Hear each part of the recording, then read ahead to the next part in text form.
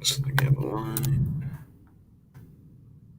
All right, we are live. Welcome back to the Alliance, and I got my good old pal here, Rams House, and we are going to talk Los Angeles Rams, Lions, how to use some stats.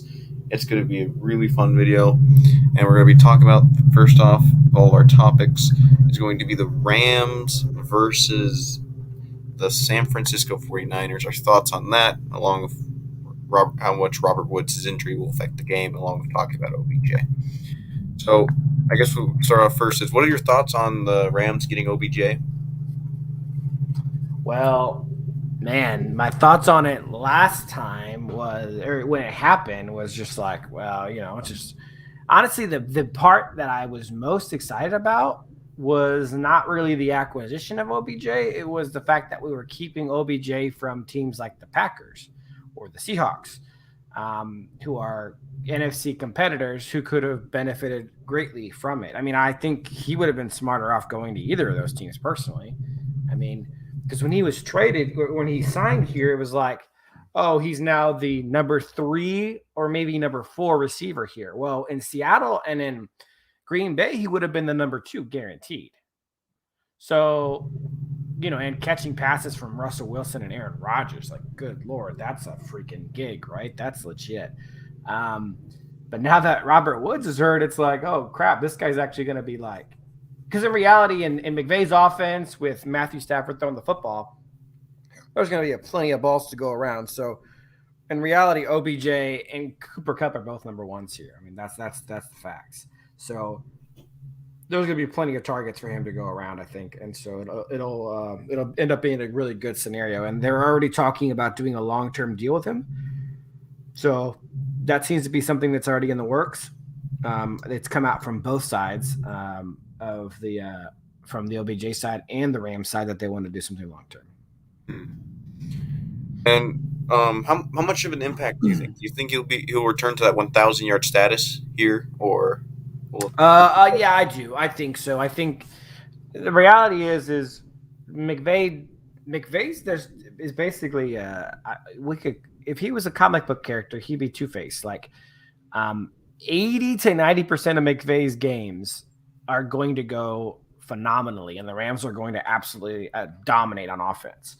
But there's going to be 10 to 20% of those games, like the Tennessee game, where the scheme is just right against his offense, and McVay doesn't have any answers. Like, that happens on the regular. And so, yeah, it's one of those things where, like, it's, you can put up numbers here like Cup is and stuff like that, because the scheme is great until it's not, and that's basically how that works. So I think OBJ will find himself open. We know Stafford's a good enough quarterback to hit open receivers regularly. So yeah, I mean, I wouldn't be surprised. I mean, where is he at as we stand right now? I'll look it up real quick, but I wouldn't be surprised if he hits it this year. I mean, he's only, because he's not doing that way. He's got 232 yards.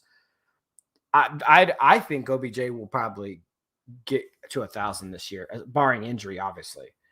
But 870 yards in the last 8 games. I think that's doable. mhm.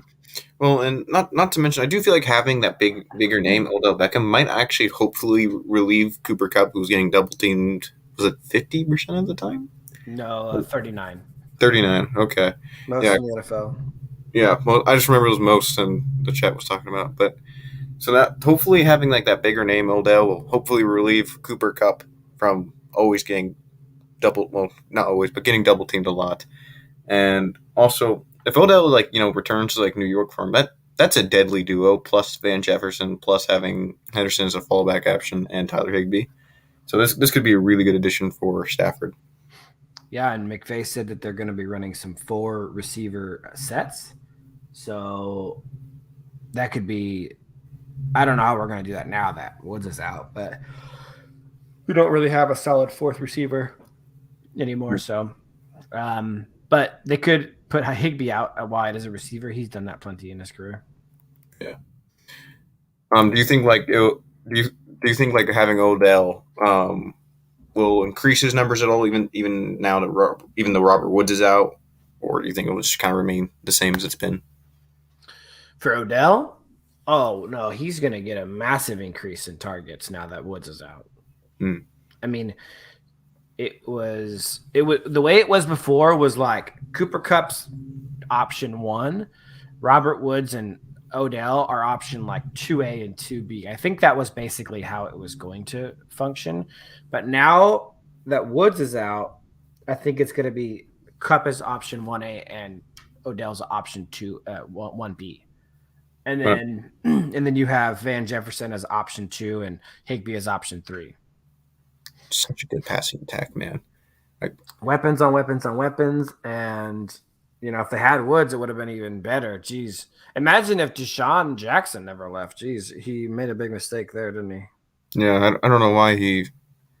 I don't know why he was so upset. I mean, it's like he expected to be like the number one receiver, like he was back in his glory days. I don't Apparently know. he did. Who knows? Well, now he's with Vegas. We'll see what happens there. But overall, I do. At least Odo gives us a deep threat. I mean, Cup's He gives you a viable, lot. but like Yeah. Odell's at least somewhat one compared to who was going to be our deep threat to replace him. 2-2, but then 2-2 got hurt. So Yeah. Tutu was never going to get playing time. it's true. I can't believe we used a second rounder on him. But Yeah, it's a travesty. and then do you think so? Here's one thing I kind of noticed. I was kind of looking back at all the games. Do you think we're gonna start running the ball more with Darrell Henderson? No, I don't. Sean doesn't like running the ball. It's funny because Lions fans are like thinking Dan Campbell abandons the run. They haven't seen nothing yet.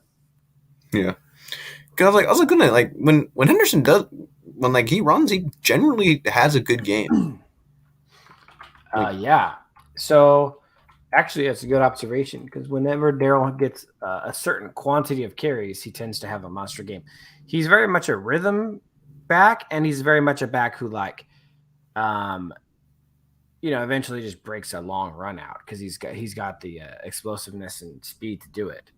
So it's pretty much been his. If you look at his career and sort by rushing attempts, like a lot of his like best yards per attempt and just overall games have come when he's gotten a certain threshold of carries, like 13 carries or more, and he's pretty dynamite. Hmm. And he's also a fairly decent pass catching back by the looks of it.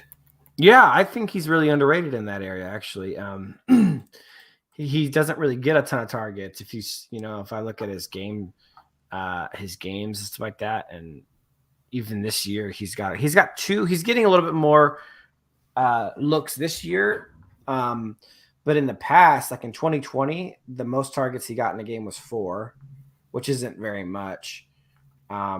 But he averaged 10 yards a reception, which for a running back is pretty solid. And then this year he has, I want to say, 2 games with 6 targets and 1 with 5. So he's getting a little bit more. He's averaging about 7.5 yards a carry, which is more. Hello, Papa. And so he's not averaging quite as many yards per reception, but he's still pretty effective. I mean, his yards per touch this season is pretty legit for a running back. I mean, you're talking about yards per touch for him this season at 5. Pretty solid for a running back. I mean, you compare to a lot of other running backs out there, and it's probably pretty decent. And then you look at advanced stats, and he breaks some tackles. He gets decent yards after contact. He's averaging 1.9 yards after contact per game right now, which is middle of the pack. It's not like crazy good or bad. His targeted his quarterback rating when targeted is 103.9, so that's a pretty solid number. So overall, yeah, I mean, Henderson's an underrated back, and it sucks because if he was being used more by McVay, I think he'd be putting up some better numbers. Yeah, I can agree. Because his numbers are not like you look at carries or touches, and like when he hits like 13, 14 touches a game and more, his it's not that the numbers go up like volume, it's its efficiency goes way up. Like he gets a lot more yards per touch and stuff like that. Like he's a guy who does well based on getting more touches. Some guys just like you give them one carry and it could be 100-yard run, right? Like some guys need the rhythm and the time in the game to like really get going, to get warmed up. Yeah.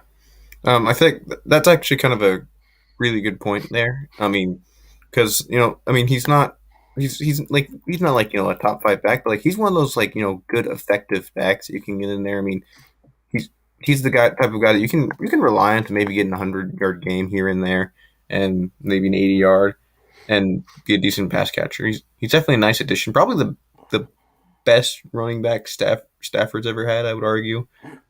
Aside from maybe Reggie Bush back in 2014. Thank you, sir. I don't know who this dead man is. So it's funny is I mean he's on pace to hit 1,000 yards this year. Mm-hmm. 4.6 yards a carry is legit. I mean that's nothing to shy away from, and he's obviously the 5 yards per touch. I mean, if you look at the leaderboards from 2021, yards per touch. Well, the problem is it's you have to sort out the receivers, but who's killing it in yards per touch this year for running backs? Freaking, well, Jonathan Taylor from the freaking Colts has 6.8 yards per touch, which is bonkers for a receiver. But Najee Harris is having a pretty decent season. Steelers have honestly had a surprisingly really effective draft. I remember they got like really hated on for their draft, but so far, Kendrick Green and Najee Harris have looked good. Pat Furmeyer, he's being a rookie tight end, so I don't know how I can judge him. But AJ Dillon's got 5.4 yards per touch. Why did the Packers re-sign Aaron Jones, man? I don't know. J.D. McKissick, but he's playing very limited. So, like as far as starting running backs go, it's Jonathan Taylor up there. Chase Edmonds for Arizona. He's not really the starting back there though, so that doesn't really count. It's hard to like count the guys who only play part time or like mainly receivers. Mm-hmm. But like James Robinson from Jacksonville was averaging 5.8 yards per touch, which is pretty solid. Najee Harris is actually not that high on here. I saw his name and then it reorganized. Like, okay, so we're talking about Darrell Henderson yard per touch. Alvin Kamara's yards per touch is 4.7. Kamara is like known for being a dual threat guy who gets lots of yards. Mm-hmm. Saquon's only played 5 games, but he's 4.8. Derrick Henry's 4.6, but obviously he almost exclusively runs. Mm-hmm. So he's up there as far as running backs go. He's up there, but man, AJ Dillon just needs the ball more. That dude is eating when he gets the ball. He's eating. I mean, realistically, he's not a starter, but he's up there with the some of the top running backs in yards per touch. Yeah. AJ Dillon was like actually one of my guys during his drafting. I was kind of stunned that the Packers even took him though, but definitely good back there.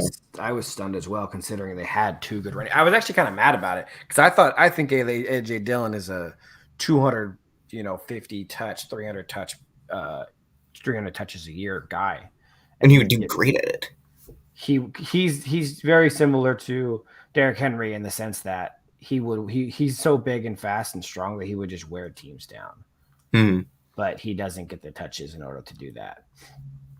Honestly, he's been better than Aaron Jones the last couple of years. I don't know why. I don't know how much longer they're going to keep feeding Aaron Jones when Dillon's putting up better stats. I don't know. I think it's the pass catching ability, but I don't think AJ Dillon's a terrible pass catching back. AJ Dillon might be better than him. AJ Dillon this year catching balls is 14 for 16 for 134 yards, 9.6 per reception, and a touchdown. He's literally catching 88% of the balls thrown his way. On the Aaron Jones side, he's caught 80% of his passes. Still good. Pretty decent for a running back, but he's only getting 7.2 yards per reception. So Dillon is actually getting much better yards per reception. And, he doesn't have a drop. His quarterback rating when targeted is 122.4. I mean, dude's a stud, man. He breaks tackles like crazy. He's breaking a tackle every 10.9 rushing attempts. you know, freaking where's Aaron Jones is breaking tackles every 23 rushing attempts to 10 for AJ Dillon. Like Wow. Dillon's the real deal, man. His yards after contact per attempt is 2.6. Dang.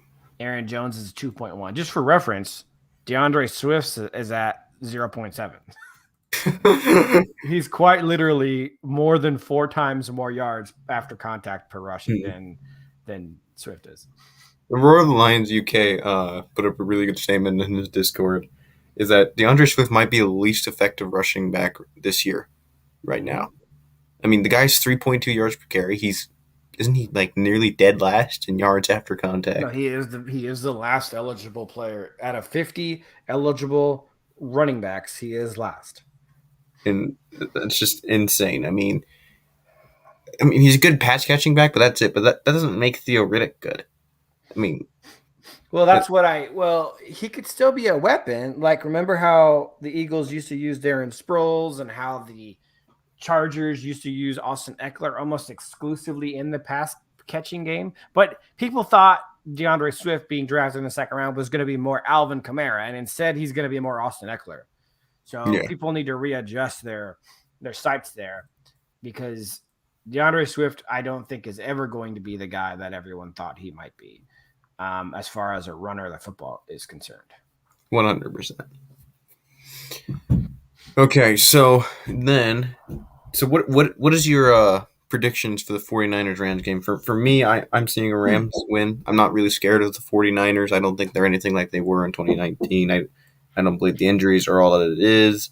I think it's a Rams win. I think it's going to be a fairly clear win for us. What about you?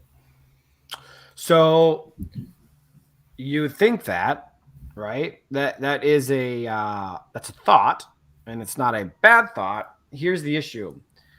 When we talk about the issues that are portrayed by Sean McVay, basically his offense has been figured out by a handful of groups in the NFL. The Bill Belichick group, which is Matt Patricia started it in 2018 with the Lions. I don't think that Matt Patricia came up with it. So all you Matt Patricia haters out there, I think that Bill Belichick came up with it, and he said, "Hey Matt, hey Fatty P, you should give this scheme you should try this against the Rams and see if it works." Lo and behold, if the Lions didn't have such garbage talent on defense, they probably would have beat us in 2018. I don't think people remember how close that game was, but the Rams struggled offensively the whole game. Mm-hmm.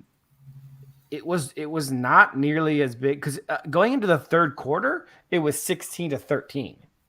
Rams were up by 3. They pulled away in the fourth quarter because of, really how bad the Lions were. But man, if you guys had some more talent, it would have been a totally different game.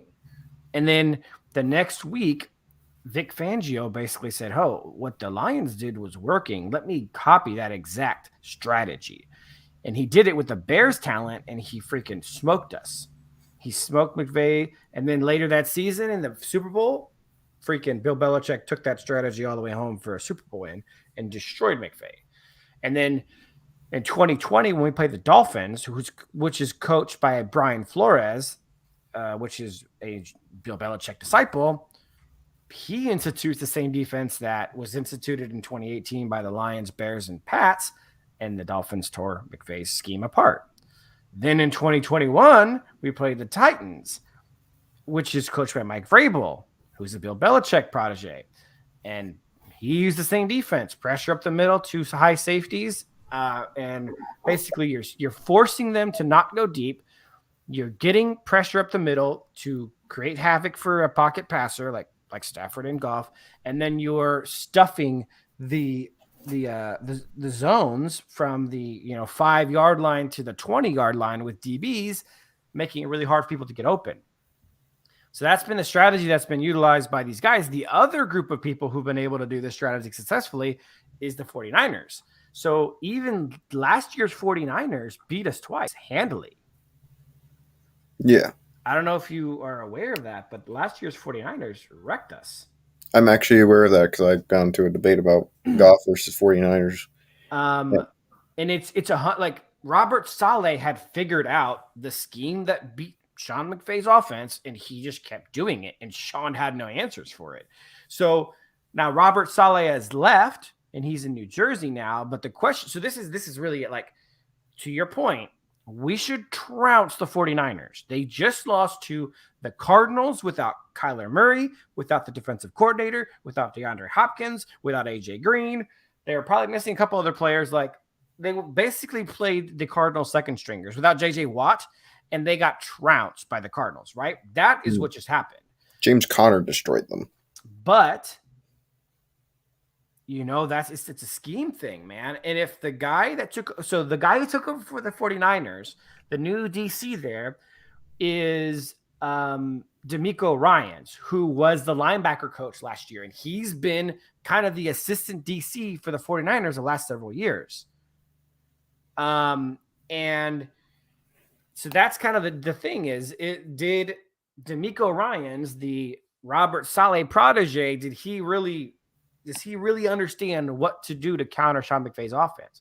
Because I'm nervous about Monday, man. I'm really, truly nervous because, like I said, Sean McVay's offense is either perfect, great, amazing, or it's an absolute horror film. It's horrific. You saw the Tennessee game, and it was like you thought you were in an alternate dimension, right? Like your mind didn't know how to process this unstoppable offense being completely obliterated. It's a real mind twister. So I am a little nervous that the 49ers defensive coordinator learned how to stop McVay's offense and will give us fits. Because for me, anything less than a blowout is a failure. Agreed. And I'm not sure that we don't lose. It's not like the 49ers aren't good. That's obvious, but they're not like horrific. Yeah. They can put up some, and our defense has been a little bit up and down as well. Like, I'm not trying to sound overly negative. That's what Rams say. Oh, you're being so negative. I'm trying to be realistic. The Rams defense has let up some points against some teams that didn't probably deserve to get that many points against them. So I'm a little like, remember for a little while, it was a little concerning that they might lose to the Lions. Like, it's not like they're impervious to to anything. So I'm legit nervous, man, that we either get beat or we just don't look very good at all against them. Which there's just no chance with the talent disparity between the 49ers and the Rams. There's just no chance that we shouldn't blow them out of the water. Agreed. And definitely have like control of the game. Like, we cannot let Jimmy Garoppolo nearly beat us or destroy us handily. Elijah Mitchell, like he did against the Lions. And really, to be fair to the Lions, he's done it against everyone else. Elijah Mitchell is turning out to be a stud running back. Like, what the heck? Where did he come from? I don't know, man. He's a 6th-round pick. In the 6th-round pick from wasn't he in Louisiana off of that? Yeah, he went to Louisiana. Oh, I know this guy. Okay, I scouted him. He didn't just tear the Lions apart. In fact, the Lions game was his 3rd best game of the year. He tore Indiana and Chicago apart, who are who are significantly better defenses than the Lions have. So he's ended up starting to be. But that's the thing is, Shanahan makes studs out of almost any running back. You notice that? Like, anyone that runs the ball here in San Francisco ends up being a stud. And then never, like last year, obviously he's turned Raheem Mostert, who's literally a nobody, into a stud. Raheem Mostert has been really good here, stud. And then over the last couple of years, he's turned a couple of the running backs that you're like, really? This guy's killing it? Matt Breida, remember Matt Breida exploded a couple of years ago in their Super Bowl year? Dude was averaging 5.1 yards a carry. Everyone's like, who the heck is Matt Breida? He was killing it. He's turned some real obscure names into pretty good running backs. Yeah. So that's kind of his thing. He's got a good running scheme. I don't know. I'm not as sure as you are about that game. I don't know. Well, my only reasonings for that is we should. It's a should, like you said. I mean, hopefully with no Salah there, like with no Jimmy Ward, no Josh Norman. Well, hopefully no. Oh, not hopefully, but there's an injury with the chance of Jimmy Ward not being there. He's obviously not going to be 100%. and there isn't Sala. I'm hoping that since the fact we got supposedly a good passing game and that running game, and hopefully the O line has stayed into its tippy top Well, shape, Mike even with Brian McGlinchey's out Allen's for the injury. year. I don't know if you're aware of that, but Mike Yeah. McGlinchey, the Pro Bowl, maybe All Pro right tackle, is out for the season. So, Vaughn or whichever one is on that side, they haven't really said how they're going to align Von Miller and Leonard Floyd, but whoever's on that side should feast on the backup right tackle. I mean, McGlinchey's legit a Pro Bowl quality guy. So, I mean, they have a lot of I don't know. That's why I imagine us winning, because I feel like, what is their offense going to do against our defense? But man, you saw the way they laid down and took it against the Titans. Man, it was bad, wasn't it? It was Even really Arizona bad. was a rough game. Teams are learning more and more. If they have the talent, like, it's not easy to counter McVay, but if you have the talent and you know the scheme that you need to play, the game plan you need to counter McVay, it's happening more and more. Arizona countered it to a pretty heavy extent.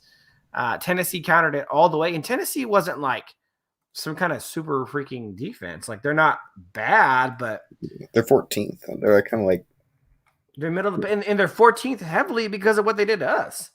Mm-hmm.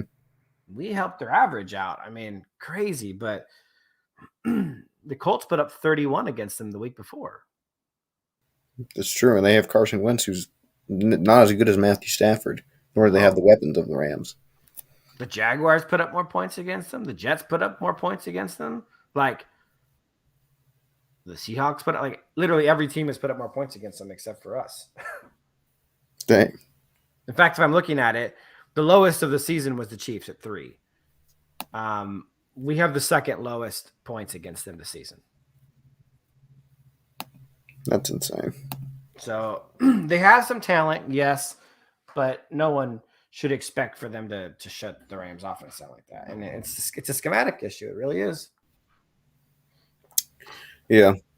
Well, I think probably the key is adjustment. If that's the way McVay's got to win this, if the 49ers do the same thing that they've done with Saleh, he's got to be able to adjust and do a different scheme there. Yeah, and that's the problem, is we're 4 years in now. We're 4 years of him getting countered, and he has no adjustment yet. That's true. And I mean, that's where it gets nervous. Well, like I watched that. I rewatched the entire Arizona game. I didn't really see many like crazy adjustments. I kind of felt like it was the same thing. And then Tennessee was kind of like the same deal. It felt like nothing was improving at all, and then it just didn't work out. It's almost like he's surprised that his offense doesn't work, and then he doesn't know what to do. Yeah. So weird. I don't know if it's maybe like a pride thing that he thinks my offense should work perfectly. It's just my players. It's got to be ego. Well, no, that's the thing. Is he goes, oh, there's just no chance. That's what he got called out for this offseason. He goes, oh, there's no chance it's not my offense.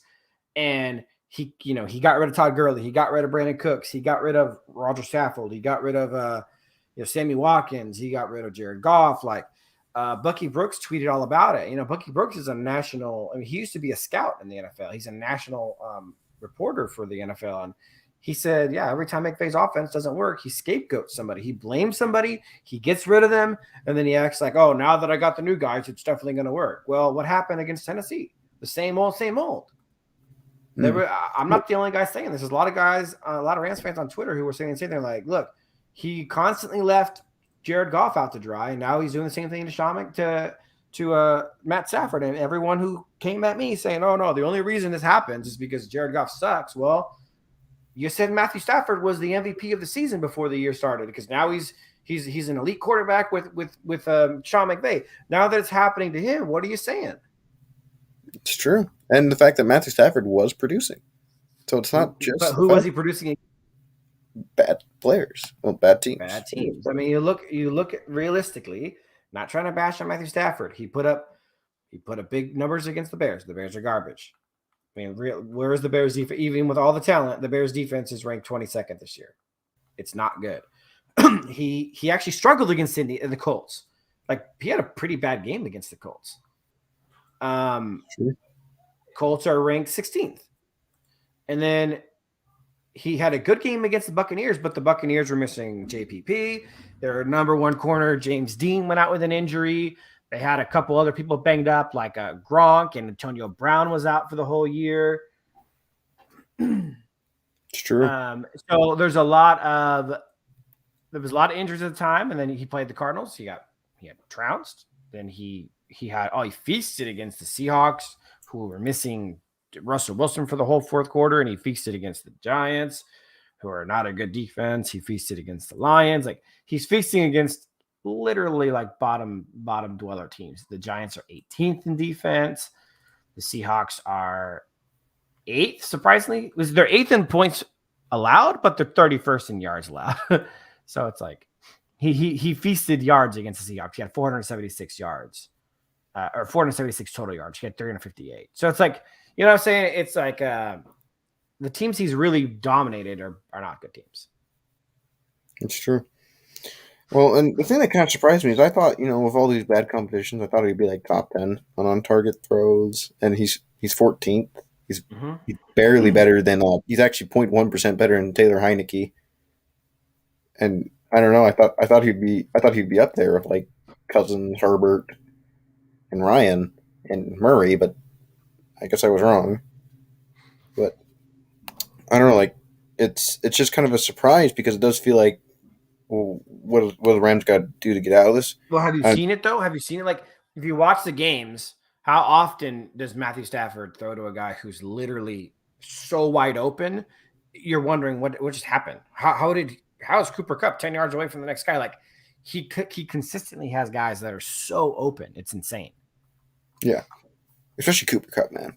Well, when people are like, "Oh, well, Goff, why didn't he do good last year?" He had this team. Well, first of all, they weren't running the same offense last year. By last year, because what happened in 2019, which wasn't Jared's fault, McVay clearly lost all confidence in Jared. They weren't running anywhere near the same offense.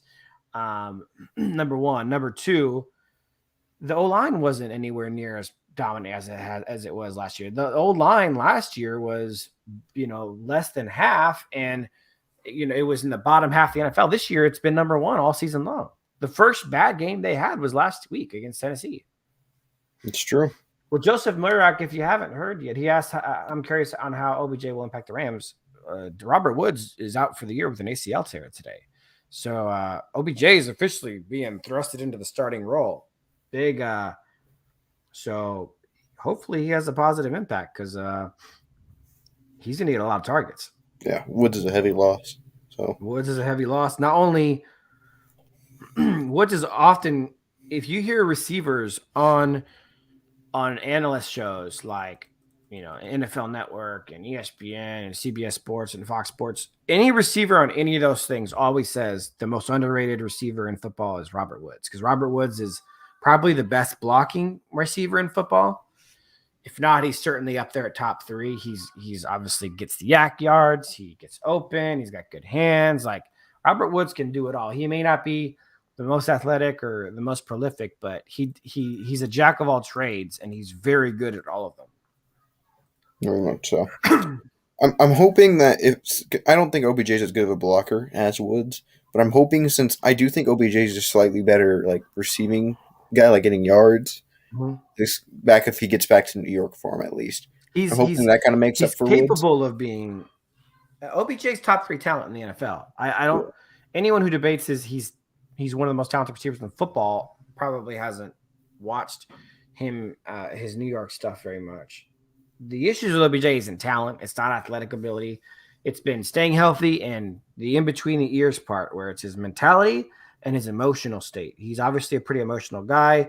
His mentality doesn't always seem to be in the right spot.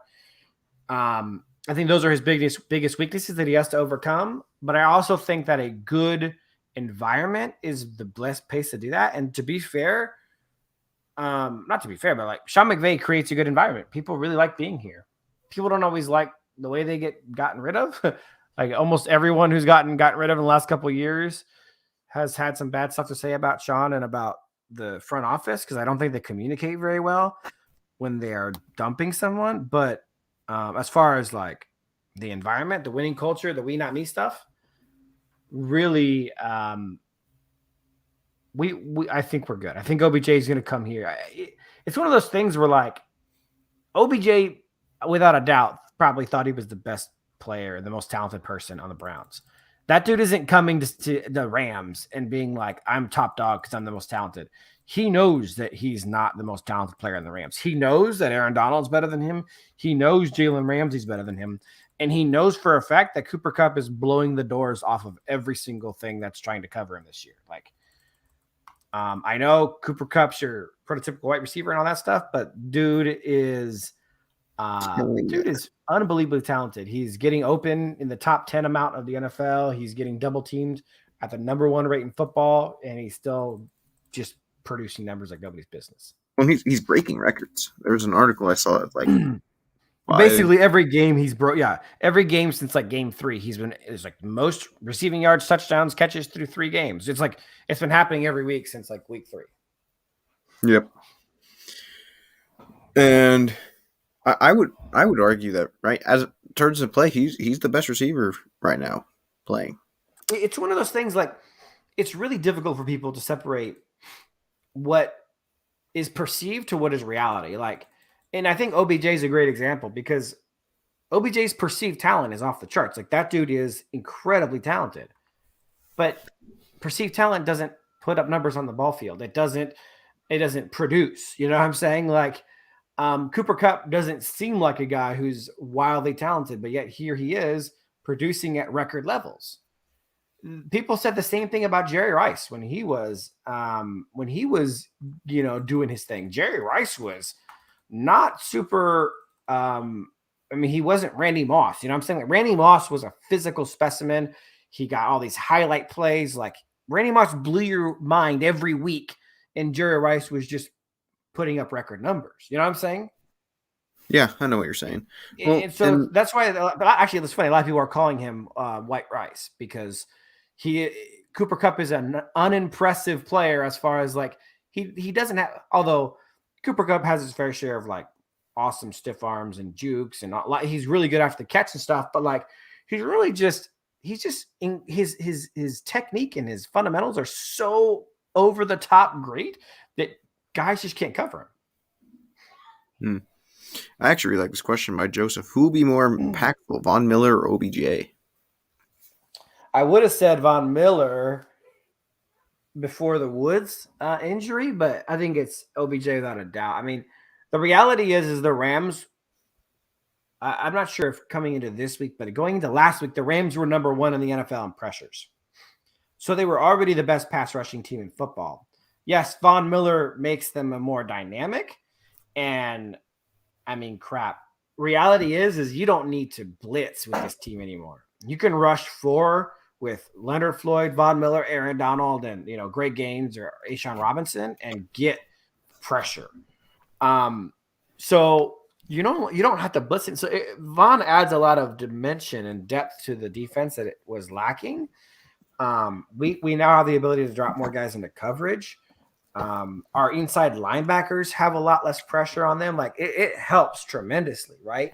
But man, OBJ, I mean, you're talking about a team that without OBJ, after getting rid of Deshaun Jackson and Woods' injury, we would have been down to Cooper Kupp, Von Miller, and Ben Schwarnick.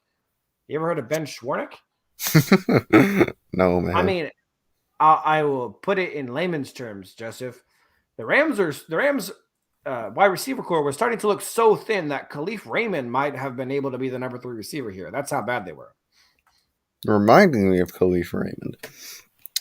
So, I don't know if you've been heard of this a bunch of time. Of course you have, but I'm sure you've heard of this a couple of times. We are told that Khalif Raymond is open a lot, that he gets all his separation yards and all that. Is that truly how the stat works? Is he truly getting all the separation and all that? Well, so when we're talking about the separation stat, no, that's not how the separation stat works at all. As far as I understand, there's not a stat that shows how much separation someone gets on a play-by-play basis. The stat separation, in fact, I will take us there real quick, and I will share my screen so people can see it because it says what it is on there, and it and it's an important distinction because it changes everything about the way that stat works and the way that people, because everyone keeps saying, "Oh, look, Khalif Raymond has 3.5 yards separation," but that stat only applies when, I'm not sure if this is on Pro Football Reference or not. It's not. I'll have to go to like next gen stats. It only applies when the ball is thrown to them, and that could just as easily be a credit to Jared Goff saying, "Oh, Goff only throws the ball to Khalif Raymond when he's open." That's why Khalif Raymond's separation numbers are good, because Goff doesn't throw it to him when he's not open. Because if Goff threw it to him when he was well covered, the separation numbers would go down. So it doesn't actually tell a story whatsoever about how open the guy is or how much separation he's gained, except for on those passes. And so when we're talking about if we want to say, okay, he's creating separation whenever Goff throws the ball to him, that's really great. Even though a guy like Khalif Raymond's stats are going to be massively skewed because he does a lot of screens and a lot of really short stuff, especially when the corner is playing off. So obviously, if you do a screen when the corner is playing 10 yards off, you're going to have 10 yards of separation on that pass, which is going to make your numbers blow up and look really good. So it's an extremely flawed stat. It has nothing to do with the conversation that everyone wants to have, which is, oh, Khalif Raymond's always open and Jared doesn't throw him the ball. Well, that's not what that stat means. It doesn't show how open Khalif Raymond is when Jared Goff doesn't throw him the ball. And that's the argument that I've seen from everyone is, oh, Khalif's open and Jared isn't throwing his way. Well, that there's no, as far as I understand it, there's no stat that actually shows that. Maybe there is that I haven't seen yet. That's possible, and we can look at that and talk about that. But the separation stat doesn't show that. Let me see if I'll share my screen. I got the next gen thing open now. Let's see here. Share screen. This one. So you can put that up when you want to. So we go to the receiving stats. I'll blow it up so you guys can see it a little bit better. But it's the average separation, the distance in yards measured between a wide receiver and tight end and the nearest defender at the time of catch or incompletion. So it quite literally only applies when there is a pass attempt to the player. So when we're talking about, oh, they're getting all the separation and Jared's not throwing their way, that may be true. But this stat doesn't say that. Does that make sense? 100%. I mean, especially because it's being misused in that way. What? Well, especially if he's only getting thrown when he's only open.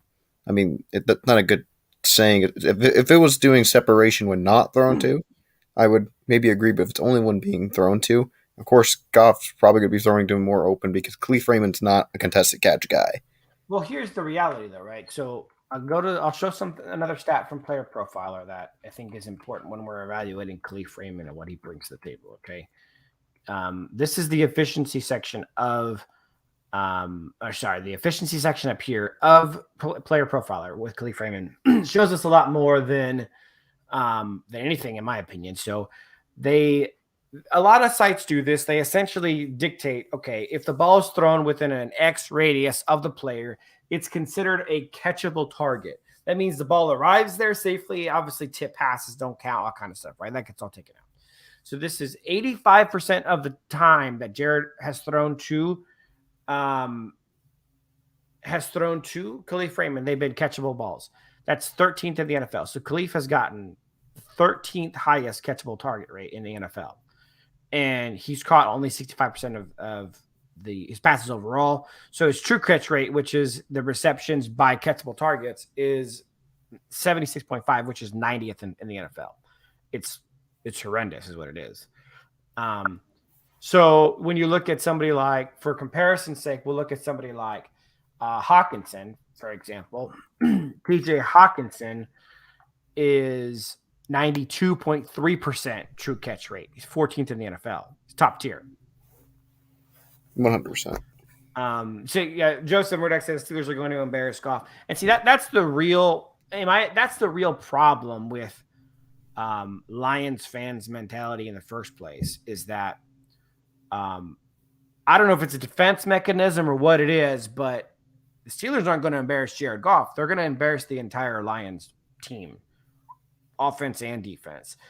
It's the notion that Jared Goff is solely responsible for the Lions' struggles, which is not based in any sort of fact whatsoever. I mean, if we want to go down the rabbit hole, it's not a hard thing to show that the Lions are horrendous in just about every area. When it comes to protecting the quarterback, they are fifth, and here's where they're at in pressures is fifth in total pressures allowed. And we had a bye week. And the Panthers and the Broncos have one more game, and the Dolphins have two more games. When the Lions went into their bye week, they were the highest pressure team in all of football.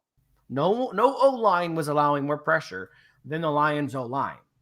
Worst in protecting the quarterback in the entire NFL.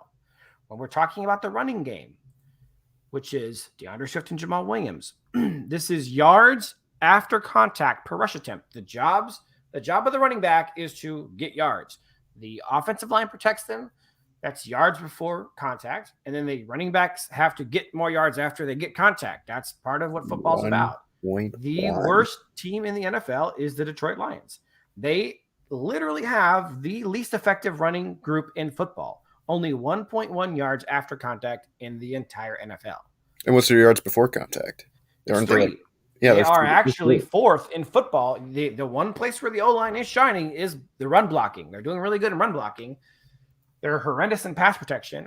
But the running backs who are getting a lot of yards who are getting plenty of yards before they even get touched are getting nothing after the fact. So it's actually pretty horrendous in that scenario. And that is – so the running game is awful. The offensive line is awful. Receivers, I haven't met a single Lions fan that thinks the scheme is good. It's true. So here, Joseph, here's the argument to be made, right? Some teams deal with a bad O-line that allows a lot of pressure. Some teams deal with a bad running game that doesn't run effectively. Some teams deal with bad weapons. Some teams deal with bad scheme. And I think at most you're going to find that some teams have none of those things. Like right now, the Rams are pretty good across the board on all four of those subjects, which is really how an offense runs.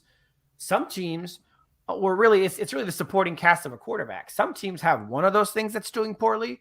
We can argue that maybe somebody's allowing more pressures than the Bills are allowing more pressures than the Lions, right? At 8 games, they're allowing more pressures overall. The Bills have a more porous offensive line at the moment than the Lions. That'll probably change after the Lions face the Steelers, but that's a different story. The running game, they are the worst. But let's say, for example, we say, okay, well, the Raiders and the Chiefs are actually pretty far down here as well. The Raiders are getting less yards before contact, so maybe the overall running game for the Raiders is worse. Okay, the Lions aren't the worst rushing team in football.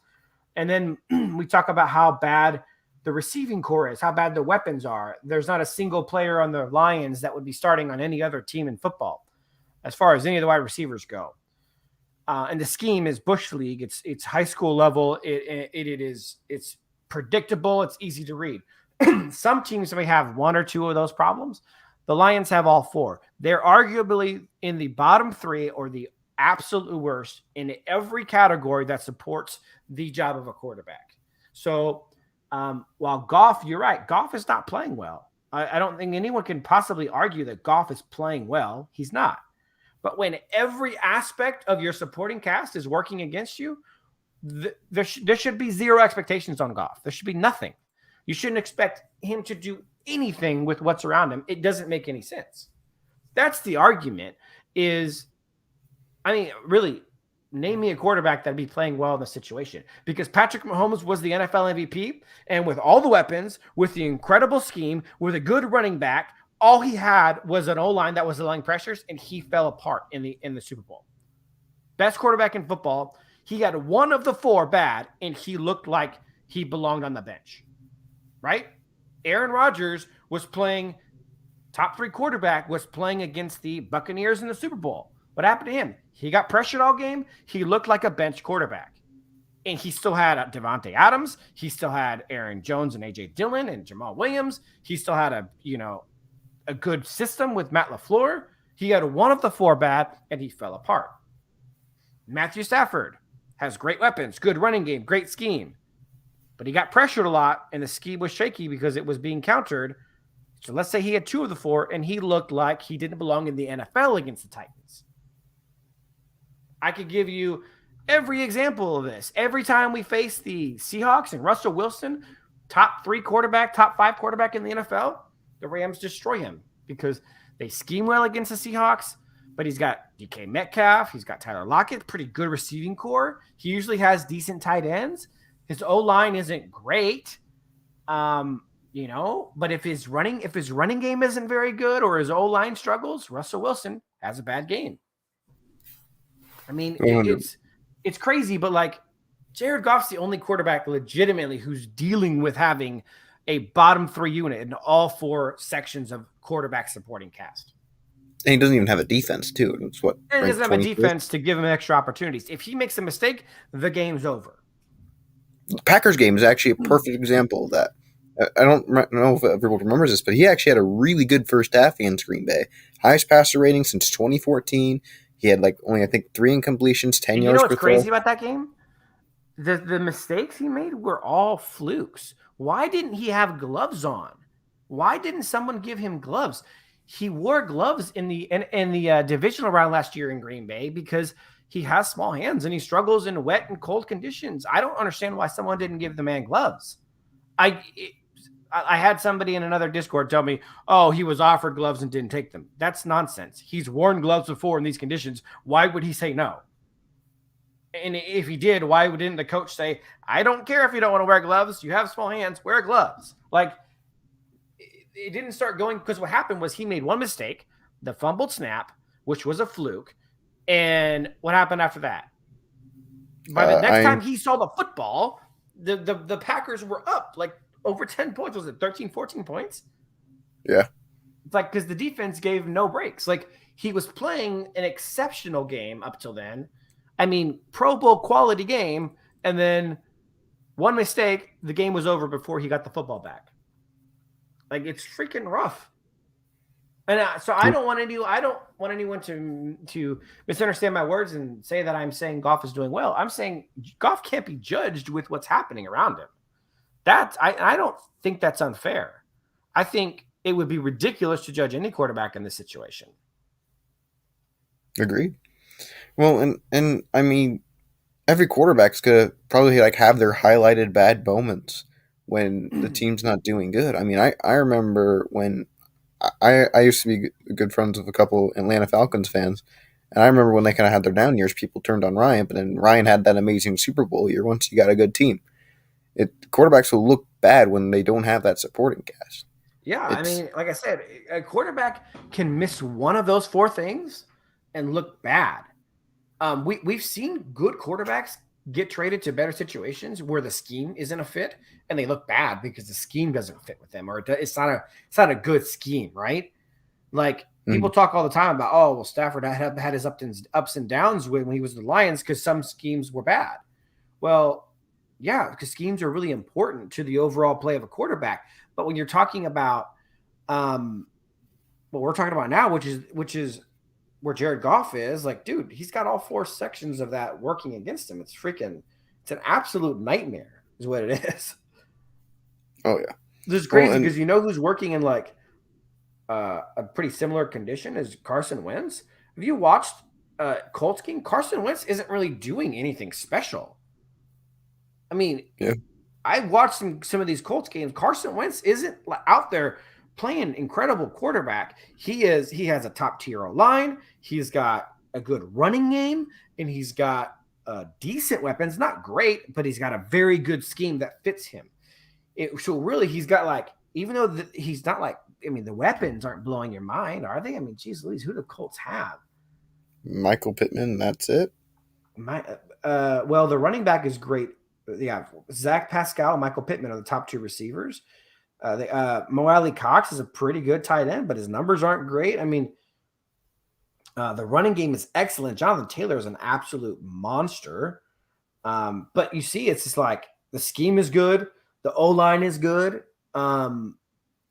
Their weapons aren't even that good. The running game is good, and he's thriving because he's in a situation where quarterbacks are built to thrive. Good O line, good running game, good scheme, bro. That's like the gold standard. You don't even have to have top tier weapons in that scenario.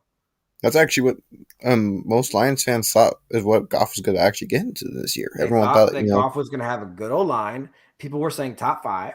They thought he was going to have a good running game. They thought Swift was going to take the next step forward. And they thought, yeah, you're right, it's 100%. They thought the weapons won't be good, but he'll have the other stuff he needs. And thought Lynn was going to bring in the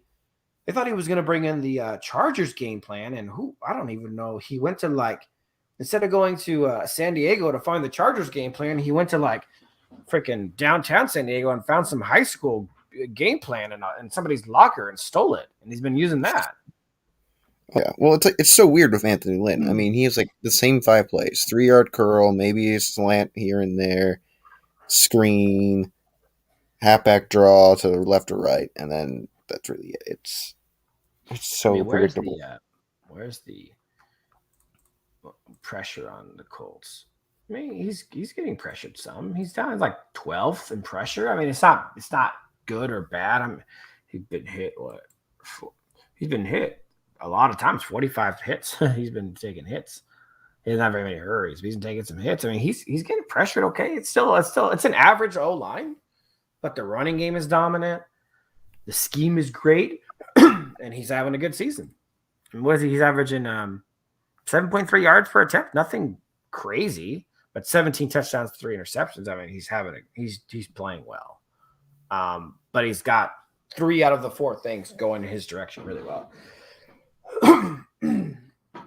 Yeah, and I'm not trying to blame Joseph. I'm not blaming. I understand the injuries have been a problem. There's valid excuses for why the O-line is playing badly. There's somewhat valid excuses why the weapons aren't very good. Like Tyrell got hurt. Obviously, we never really got to see him. Cephas is hurt. There's no valid excuses for why the running game isn't going well. They are actually just playing like actual trash. Like DeAndre Swift is the worst running back in football running the ball right now. I mean, it's if you go to the advanced rushing stats, look, yards after contact per attempt, the lowest in football is DeAndre Swift. He's not playing well whatsoever. And it's funny because his yards before contact, he's up here at 23rd. Yards before contact. Middle of the pack. But yards after contact, he's last in football. It's just crazy. So I'm not really trying to be a downer about the Lions. It's with the injuries, though. Goff has not had what everyone thought he would have. And it's crazy to judge a guy who's dealing with nothing and acting like he's supposed. If people thought Goff was a guy who was going to elevate a team with no talent, they were sorely mistaken. That is not who Goff is. That was not who Matthew Stafford was.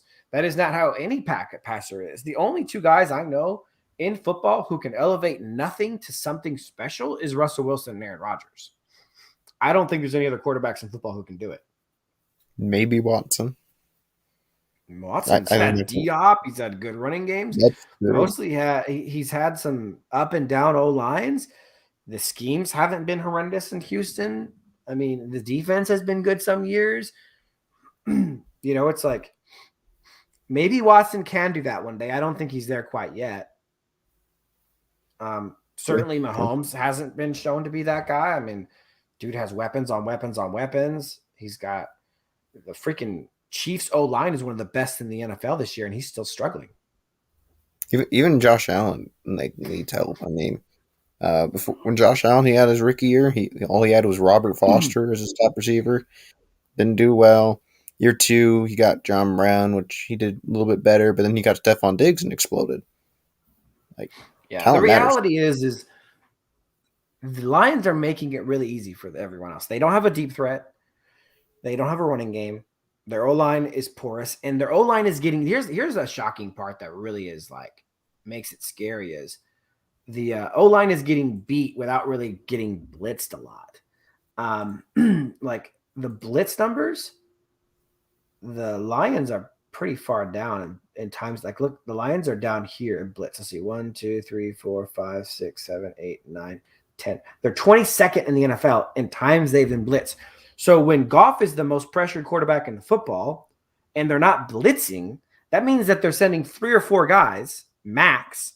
They're still getting pressure. And what that does is that leaves 7 to 8 DBs in coverage. And since there's no deep threat and they know Goff isn't going to have time, they can set those 8 DBs in a 20-yard space. And I don't think people understand the hill that Goff is being asked to climb when he's getting pressured in less than 2.5 seconds. No one's open because there's 8 DBs in coverage covering 20 yards of space because there's no deep threat. There's no running game to keep them honest. Like, it's just a nightmare situation. And it's not the Lions' fault 100%. They're rebuilding.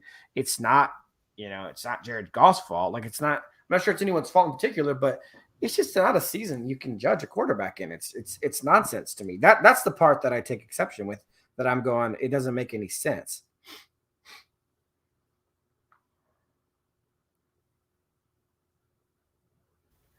Right? Yeah. You did want me to cover one more thing, and I will do that real quick. The pocket time. People always bring up, because look, pocket time. Lions, they're on the upper half of the NFL pocket time. That means Goff's getting time. No, it doesn't. That's not what pocket time means. Pocket time means average time the QB had in the pocket between snap and throwing the ball or pressure collapses the pocket in seconds. If you actually look at some of the teams with the most pocket time in the NFL, like the least, like the Steelers, the Cardinals, the Chiefs, they're actually the least pressured teams in football, are generally some of the fastest. And here's the reason why. The Buccaneers, do you want to know why that is? Is because pocket time is based on 2 things, really: scheme, and it's based on receiver talent. Because guess what happens when you have really good receivers, Analytic? Guess what they do? They're going to get open quicker. They get open quicker. The Steelers have good receivers. The Texans have, they got Brandon Cooks. The Texans, the only reason the Texans aren't here, because they're actually pressured pretty much, is because the Texans are trying to adapt to being, what are they, top 5 in pressures? They're down here. They're one of the most pressured teams in football. They have 86 pressures, I think. They're trying to adapt to all the pressure by getting the ball out quickly. And they have a couple of good talent, some good talent to get to do that with. But the Buccaneers are at the bottom of pressure. The Rams are at the bottom of pressure, but they're actually some of the fastest at peak time, the lowest peak time. Matthew Stafford is the least pressured quarterback in the NFL. Correct. I think. Well, Matthew Stafford is correct. And the Cowboys are low in pocket time because they have receivers who can get open quickly. Like, if you look at, again, the pocket time, you got the Packers, Devontae, you have the Buccaneers, tons of receiving talent, the Rams, tons of receiving talent. The Patriots have always run a quick offense. They're not getting pressured very much, but they don't have a lot of receiving talent. But death by 1,000 cuts has been Belichick's motto for a long time.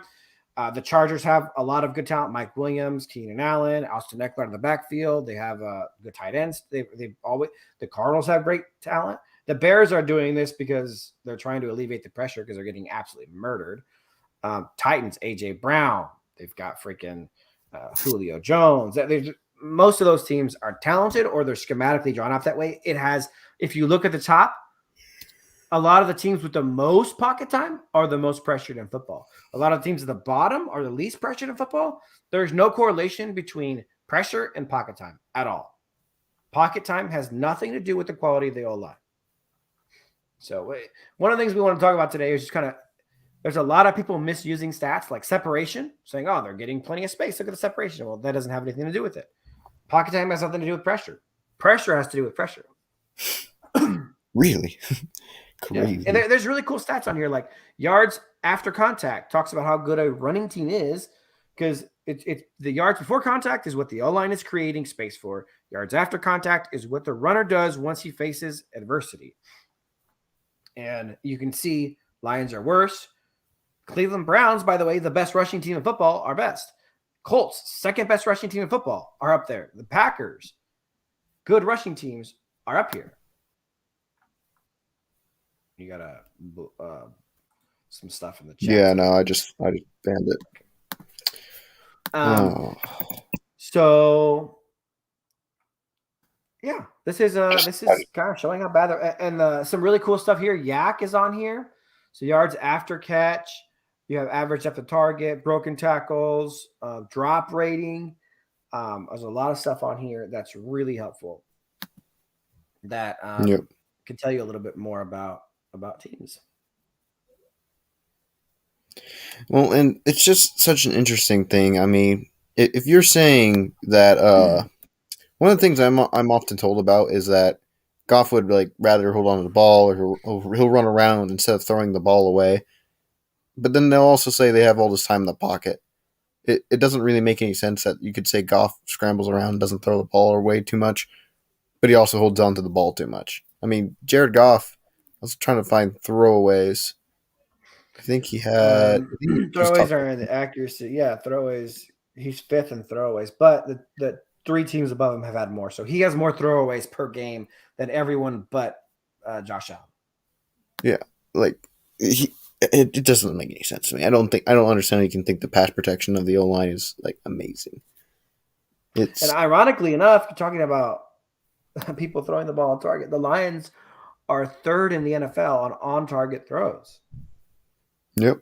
Which is basically when you throw to somebody, if the ball arrives there within a certain radius around the receiver, that is considered an on-target throw. And the Lions are third in on-target throws. The worst is the Jaguars now, but this is all jacked up. It was remember it was the Baltimore Ravens a second ago. Where'd they go? Oh, there they are. They moved up after the Dolphins game, but remember the Ravens were last before last game. But yeah, the Jets, Saints, Jaguars, Ravens, Bears. Like, ironically, Green Bay Packers. Although Green Bay Packers moved way down when Jordan Love played. I want to say. Well, I'm actually looking right now for like individual players. Aaron Rodgers is ranked 25th. He's at 75.1. Yeah. He probably had a pretty bad game against early in the season. In New Orleans, yeah. You're looking at individual. Yeah, on target throws is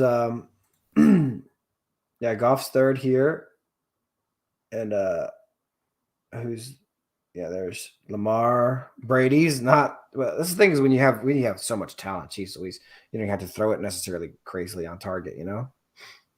Where's Stafford? Stafford's down here too, isn't he? Like, 14th? I think he's 14th. Yeah, he's 14th in on target throw percentage. Yeah, and an even bad throw percentage. Jared Goff's like doing a lot better than he's middle of the pack, 17th. I mean, it's nothing crazy. Yeah, I mean he's doing better than Stafford and Brady and Mahomes. That's impressive, and Rodgers. Mm-hmm. Impressive. It's like, I mean, he's not doing anything crazy, but like, it's not like he's playing like Nathan Peterman. But look, the stat. People are like, "Oh, the stat," but it makes sense. Justin Fields, Zach Wilson, Trevor Lawrence, Jameis Winston. Like, these are the four guys you would expect to be at the top. Patrick Mahomes is surprised, but he's had a really bad season. Baker's been bad. Rodgers is a surprise up there, but he has had a couple stinker games. Like, people, I don't know. It's crazy though. It really is. Mm. Well, I've always just I think stats like are really like helpful for like both the eye test and what you see, because sometimes like it's hard to keep up and remember everything you see when you're watching. Right.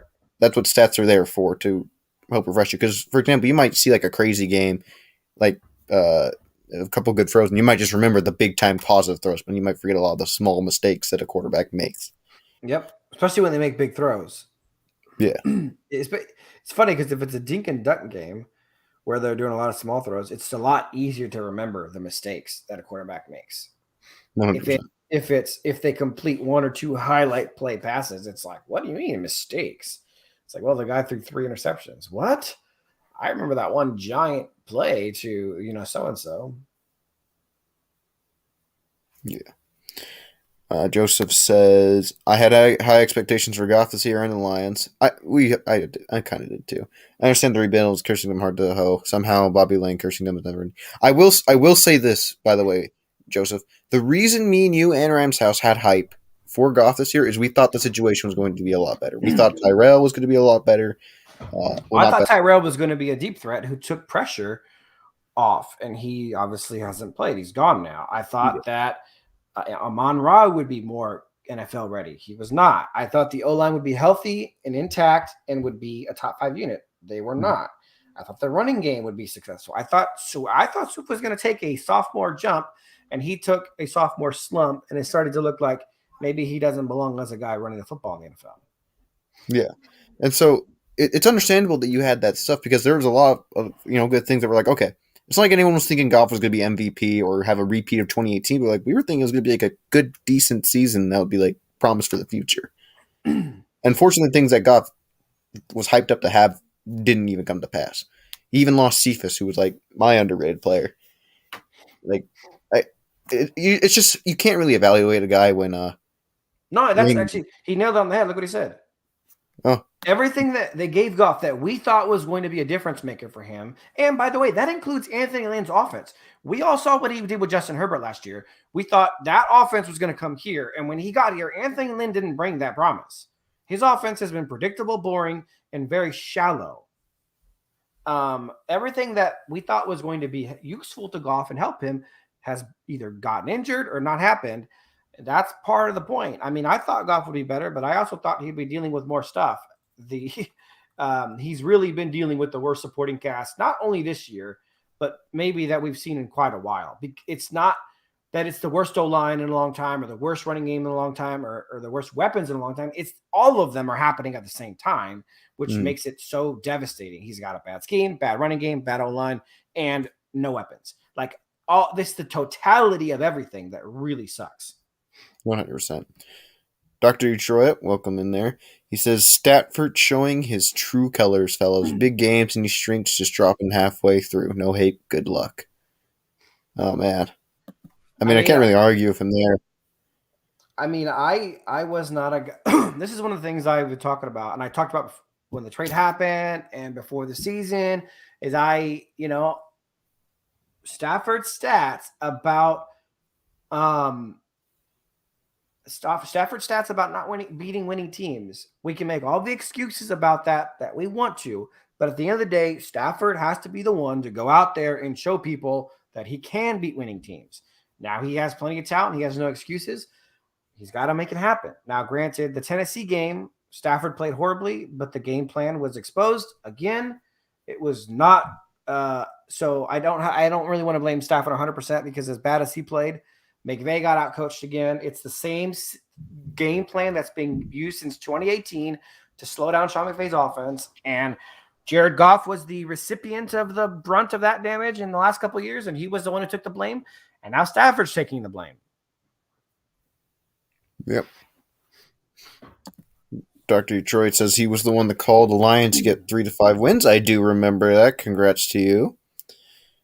It's one of those things that's funny because it's like you probably overestimated it as well, but like none of us were expecting so much to go wrong for the Lions. I guess maybe you guys should have since you're Lions fans, and from what I understand, that's all that happens to you. But I thought there would be a relative normalcy to the season where like, yeah, maybe a guy gets injured for a couple games. You guys have lost like everything. And Levi Onwuzurike is exactly who I thought he would be. I think he was a high risk, high reward guy, but like when you draft a guy who's athletic, who doesn't have very much technique, that guy is not going to be ready in year one, and he may never be ready in the NFL. We've had a lot of guys who were very quick first step guys on the D-line who never worked out because they didn't have the technique and could never really fully develop it. So Dr. Detroit said, he's dealing with his bad decisions to hold the ball 10 seconds while receivers are open. Well, he got pressured so fast up the middle in a lot of those games, in a lot of that Tennessee game. But yeah, he's having struggles because he's not a guy who is going to be great with a lot of pressure. Everyone struggles with pressure. And he said, told you guys Stafford was drinking big moments. So far, it's not looking great. That's why you had to get the linebacker and the wide receiver. Yeah, I mean, they're trying to get the defense to be unstoppable. But it doesn't matter because even if we had Odell Beckham and Von Miller in that Tennessee game, we're losing the game still.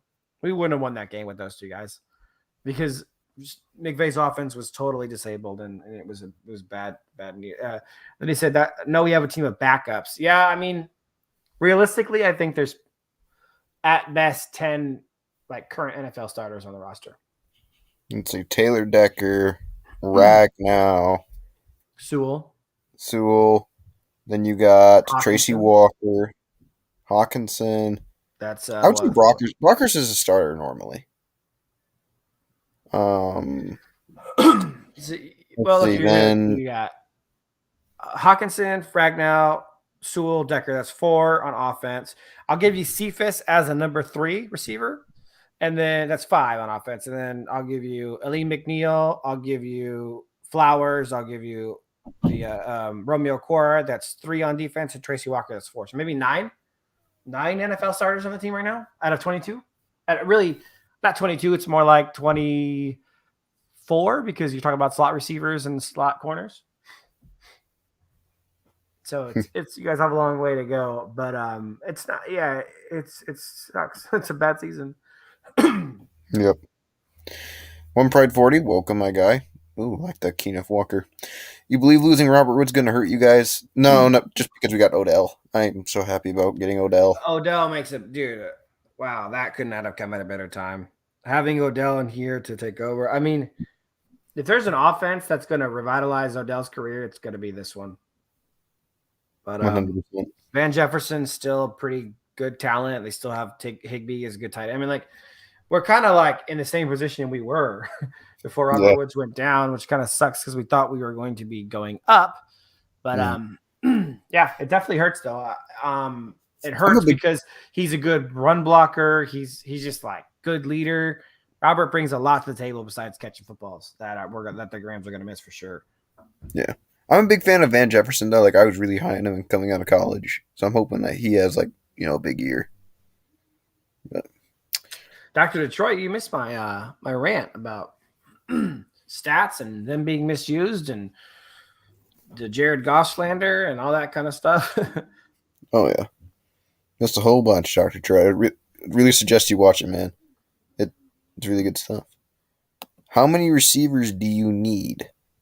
Because did you hear the Rams tried to claim Josh Reynolds, by the way? Yeah, of course they did. Like McVay's just like, I want it all, man. Well, they want 4 capable receivers. That's what they want. That's true. If I'm the Lions, dude, Walker's looking. I've watched a little bit of Walker. He's looking good. If I'm the Lions, I would be drafting a running back next year. I agree. At some point, at least especially if they get a trade back. Especially if the Lions can get a trade back and get someone that first and like get Walker, that'd be lovely. Because I still believe Jamal Williams. He's a good rotational running back. He's a good receiver, yeah, but you need a starter guy. You need a bell cow. Yeah. Or at least the guy who gets the lion's share of the carries. Yeah. And I think that would be a good 3-headed horse. Swift for pass catching, Williams and Walker rotating. That'd be good. I'll give you a quick synopsis of my idea of how to judge Jared Goff. That's that you cannot. When we're talking about a quarterback, the supporting cast of a quarterback is the coaching, the game plan, the scheme, the receiving weapons, the pass protection, and the running game. Some teams deal with a bad pass protection or a bad running game, or they lack weapons, or the scheme isn't that good. Jared Goff has bottom 3 in all 3 sections: bottom 3 pass protection, bottom 3 running game, bottom 3 scheme, and bottom 3. Even if we're arguing and being generous, because really they could be the worst in the NFL in some of those areas. Bottom 3 in all 4 supporting cast areas. It just doesn't make any sense to judge a guy. He's having a bad season. He's playing poorly. But whenever someone name a quarterback who has anything that struggles in that section, they have Patrick Mahomes had a bad pass protection in the Super Bowl. Great weapons, great scheme, decent running game, sucked. Aaron Rodgers, anytime he gets a lot of pressure, like in the NFC Championship game, folds. It's a disaster for sure, where Jared has absolutely nothing to work with.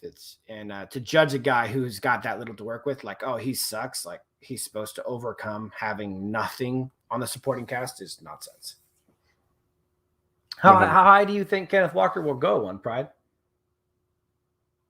BFN has him going like high second and third. Well, you wouldn't take a look. DeAndre Swift's not the guy. Have you guys not realized how bad DeAndre Swift is yet? He's not the guy for anything. If you guys are going to be a running team first, right, you need to get a running back who can run the football. And Kenneth Walker does that. That man he's so good. Doesn't he have like 6 yards per attempt right now? Hold up. Let me pull up Kenneth Walker's stats real quick. I'm pretty sure he has like at least 5 or something right now. He's killing it. Oh, great. My internet's being slow. I gotcha. Kenneth Walker is getting 6.8 yards per carry. She's nearly 7 yards per carry again. Okay, I'm banning. Put user in timeout. Okay. 7 yards a carry. He already has 1,300 plus yards, 15 touchdowns. He's a monster. He's a beast. Man, if 100%. You can get a guy like Kenneth Walker in the second round, and you want your identity to be a smash mouth run first team, Kenneth Walker with Jamal Williams is a running room. 100%. That could be a running attack. I really don't think. I mean, look, all the offensive line needs is health. I mean, the offensive line because some health. You obviously need some receivers, but if you want to be a team that's identity is built in having a great old line, great in the trenches, and having a good running game, you have to get a good running game, and so you're going to need some help. I think Jonah Jackson will be okay when he's got Decker next to him and Ragnar next to him. He obviously has had a bad year, but the O-line especially is like that. But you guys saw how much better Alex Anzalone was when they got rid of Jamie Collins. Oftentimes, if you feel like you need to overcompensate for poor play next to you, you will have poor play yourself. Not that Sewell was playing poorly at left tackle, and not that Ragnar and his replacement have played poorly at center, but it's not the same thing as having 2 Pro Bowlers next to you and feeling totally solidified in your position. 100%. Yeah, you could get rid of Vaitai and get a replacement that's a lot cheaper at right guard, but you don't need you don't need an all-pro right guard to have a really good top 5 line. Really, you have the 3 most important positions covered: left tackle, right tackle, center. So you're really talking about. I think Jonah Jackson can be serviceable, and I think you can get another serviceable guard either in the 3rd or 4th round or for fairly cheap in free agency. You have Austin Corbett is going to be a free agent next year, the Rams right guard. He's great. He would do great for you guys. I'm not sure the Rams can be able to afford to bring him back. That would be the kind of guy you could probably get Austin Corbett for $5 or $6 million a season. Be a great right guard. Oh yeah. And I still think he's pretty good run blocking too, so it's not like we're losing out on Vaitai. My point is solidifying the O-line is mostly health and a little bit of an investment. The running room, I mean, look, you could either go out and try to get a running back, or you can draft a guy like Kenneth Walker, who, I don't know how the way he looks like a guy who's going to be really good. Let's just put it that way. And then at the NFL level, he looks like a guy who can run at the NFL level. And then weapons are a whole nother matter. Jeez, there's a lot of work to be done there. I do think Cephas is a legit 3rd option. I think Amon-Ra could be a good slot, but he's just been so inconsistent this year. Khalif Raymond is a nobody. And then they need a number 1 receiver. Maybe that's Mike Williams. Maybe that's somebody they draft. I don't know. Yeah. Do you think Reynolds can anything at all? Do you think he'll be come out as our 2nd option at best? Maybe. I don't think Reynolds can be a number 2. No. It's possible. Yeah, I mean, in a perfect, if you guys have a top 5 O-line, you have a running game with Kenneth Walker and Jamal Williams, really potent running game. Could you have a number 1 and then Cephas and Reynolds? Yeah, Cephas could play the slot. Reynolds could be the Y, and you could have a number 1 playing the Z. It's possible. So, they kind of were talking about different positions here. I know you told me you're not familiar with the draft at all, but what do you think is more important, the edge or getting those edge guys, or strong safety? I don't think there's a quarterback worth drafting. I think me and you agree on that. Receiver, what do you think should be the top priority for the Lions? I mean, if you guys are drafting at the top of the 1st round or top 5, let's say, everything that I've read, and I don't do a lot of draft prep beforehand because like guys who look like guaranteed top 5 picks now can be not draftable by the end of the season. Stuff changes like crazy, but I think an impact player on the defensive side, a guy that you can build your identity around, is probably the most important thing you can do. A guy that brings fear into people. And unfortunately, because I think I agree with somebody just said it up above. I agree. One probably talking about Kyle Hamilton being a guy that's like, Kyle Hamilton can't be your guy. That's the issue with drafting a guy like Kyle Hamilton.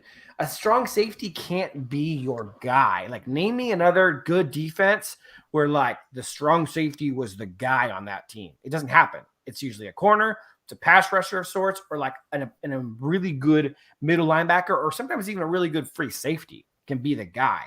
The guy needs to be someone at a premier position. Strong safety, like if you guys were solid on defense and you were missing a strong safety, then Kyle Hamilton's the guy to take. But he can't be the guy. Strong safety can't be the guy. You're talking about one of the big pass rushers probably being the best option. If there's no top tier middle linebacker talent, then yeah. If there's no top tier like freaking Champ Bailey, Deion Sanders quality corners. 100%. Well, and honestly, my big thing is I'm a huge Kyle Hamilton guy, but we got to get that identity player. Like we need to get that pass rusher, whether it be Kayvon, Aiden Hutchinson, George Karlaftis, one of those guys. You need to get that person in the identity. I mean, but logistically, name me a single dominant defense who the best player was a strong safety. Like, I literally don't think it's ever happened. Can't. I'm not sure that's ever been the case. So, yeah, the best players on defense, on top tier defense, is usually inside linebacker, like Bobby Wagner, Ray Lewis, Urlacher, somebody like that. Or even like the defense of Tampa Bay, where they have Levante David and Devin White looking like absolute studs. Or you have top tier corners like Jalen Ramsey or Champ Bailey or somebody like their Darrell Revis. Yeah, Legion of Boom Legion of Boom, the two best defensive players on Legion of Boom were Richard Sherman, Richard Sherman, Bobby Wagner, and Earl Thomas. It wasn't Cam Chancellor. Cam Chancellor was a great. See, that's my point. If Kyle Hamilton is like one of the top 3-4 guys, then excellent. But if he's number one, I think that's problematic. Well, John Johnson wasn't the best player on the Rams. He's not saying, teams don't need a good strong safety or there's no like good strong safety and good defenses. He's saying that's the guy. John Johnson's not the guy. Aaron Donald's the guy for the Rams. Aaron Donald was the guy, and so was Marcus Peters and Aqib Talib, and we had a lot of guys on there that were like last year. John Johnson was probably our fourth best player on our defense, behind Aaron Donald, Jalen Ramsey, and Darius Williams. Yeah, true. Can't you click on the little dots next to them and make them a mod? I already tried, but all it does for One Pride 40 is put user in timeout or block user. Oh, really? Okay. I think they must be like doing a more secure thing. I don't know. I made David my mod, but unfortunately he's not here right now. So Sewell didn't own Donald. that wasn't Jackson the guy guarding Donald? Sewell didn't guard Donald, but maybe one or two plays. Jackson would be the guy on Donald. Donald moves around a lot this year on the line. Yeah. So and the whole fight thing, it didn't really mean much to me. I mean, it's not like Donald was gonna like beat the crap out of a rookie or out of Sewell. They were just exchanging strong words. It didn't mean much to me.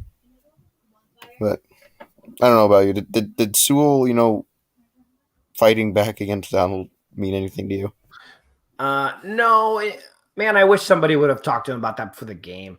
It doesn't mean anything. The only guys who do that kind of stuff to Aaron Donald are freaking backups and scrubs.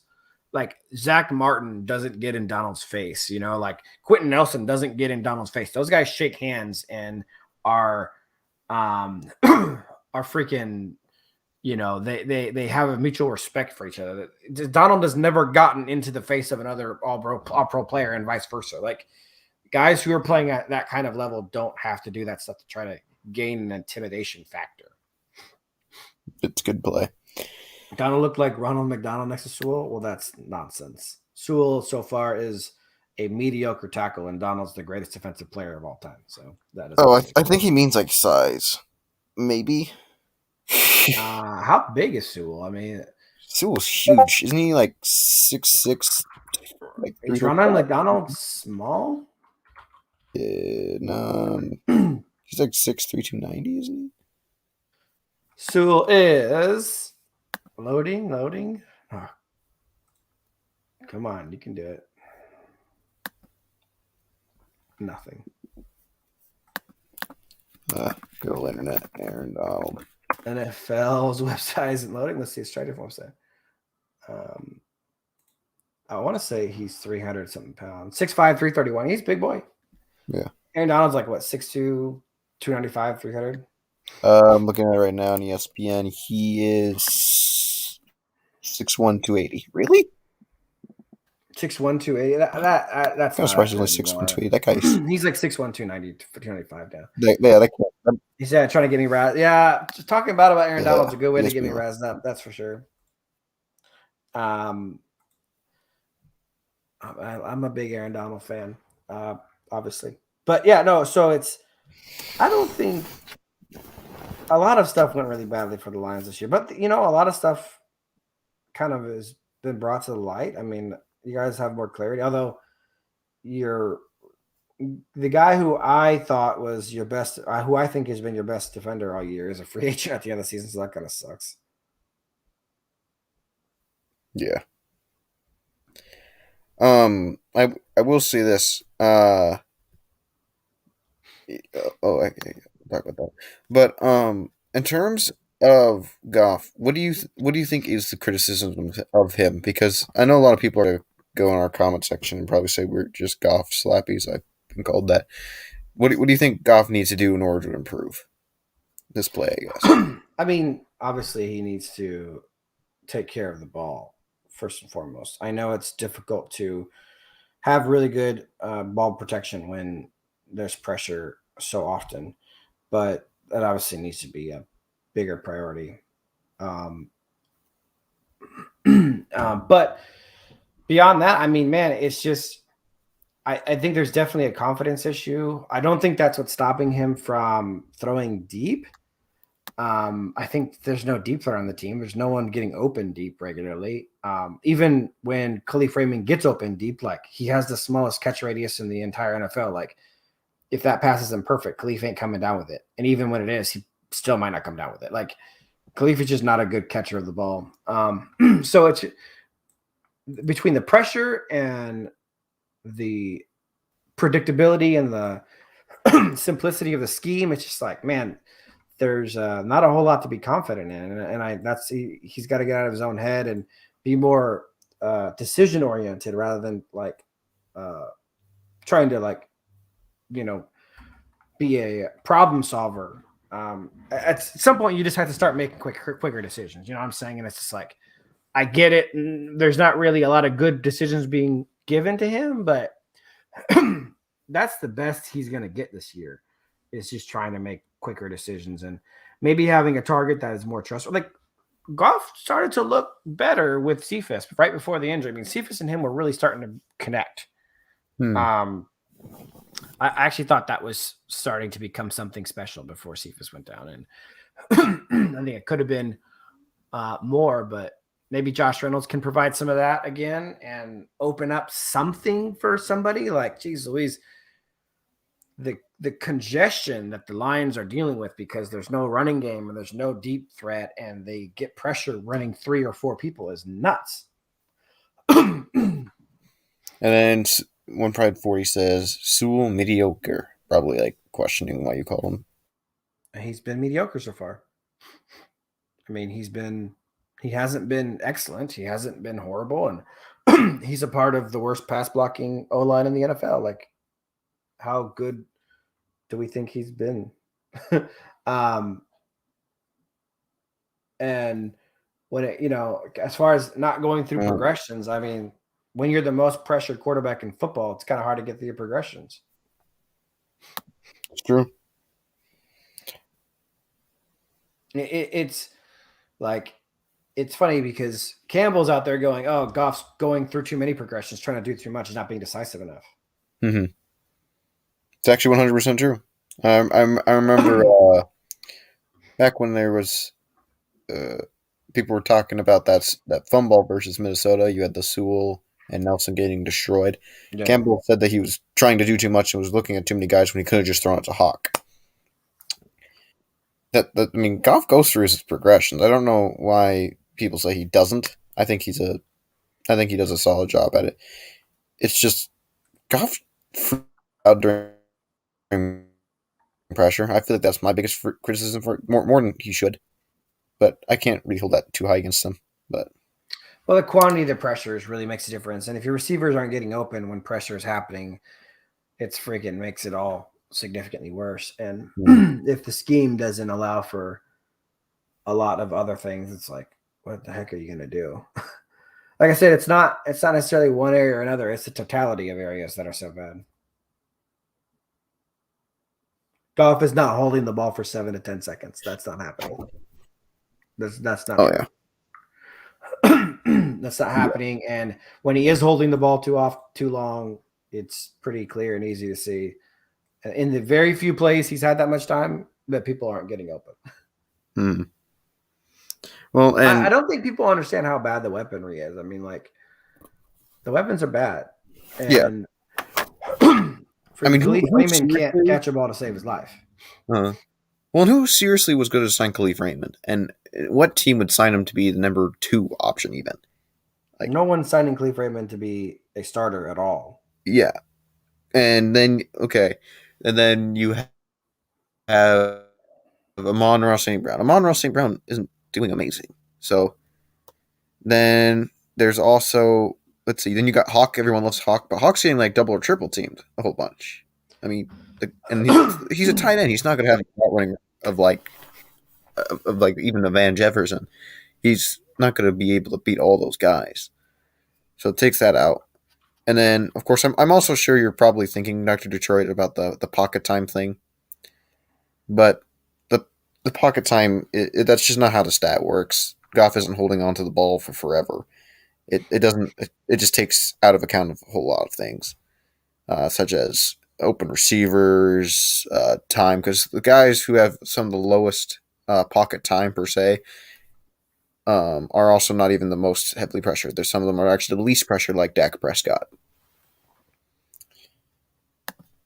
We actually talked about that earlier, in like midstream, I think, is when we talked about it. Yeah, I mean it's pretty simple concept. The idea of pocket time has nothing to do with how much time somebody has. Some of the most pressured guys in the NFL are the highest in pocket time, and some of the lowest guys in the NFL are the lowest pressured guys in football. It's not rocket science. Pocket time has nothing to do with how long they have to throw the ball at all.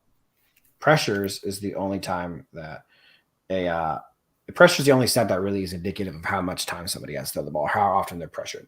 One Pride 46. I haven't really seen anyone say that Hamilton is a single high free safety. Everyone has been saying to me he's a strong safety. That's all I've been seeing everywhere. If he's a single high free safety, that changes things some. You brought up Sean Taylor. Sean Taylor's only good defense was in 2007. They were 11th and 8th. But I believe they were also pretty darn talented. LaRon Landry when he was good, Sean Springs, they had talent all up and down. So yeah, it's a top 10 defense with a free safety, but I mean, is Kyle Hamilton a free safety or a strong safety? It's a big difference.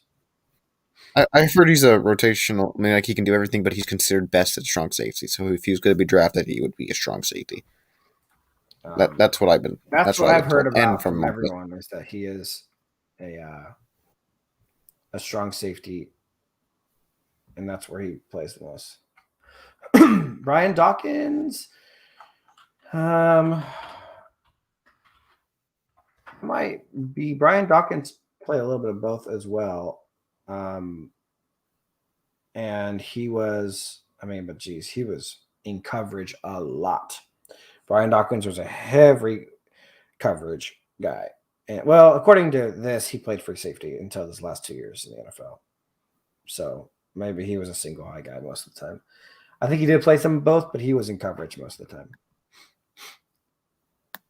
Yep. He was a jack of all trades, and some of these Philadelphia teams were pretty stacked with defense as well. So I will say Ravens, this. top teams. Do you think there's a game that the Lions can win? Like, can they beat the Steelers? Like, Oh, I mean, any given Sunday, man. it's true. I mean, sure, the Lions can beat anyone. Now, like, which one should they be favorited on paper? Man, I mean, they should be able to beat the Bears. They should be able to be competitive against a team like the Vikings, which they already were competitive against. The Falcons are surging. I don't know. Is an 0-17 season possible? I mean, it seems unlikely, but man, it might be. There's no gimme games on the schedule. Yeah. It's definitely we should. Philadelphia was the game that I really thought they were going to get that win, but then they just got destroyed. If I were Brad Holmes, who would I want to draft? I would be doing the research on the 3 big pass rushers and figuring out which one the coaching staff, the scouting department can come to a conclusion on is the best fit for the scheme and the team, and I would take them.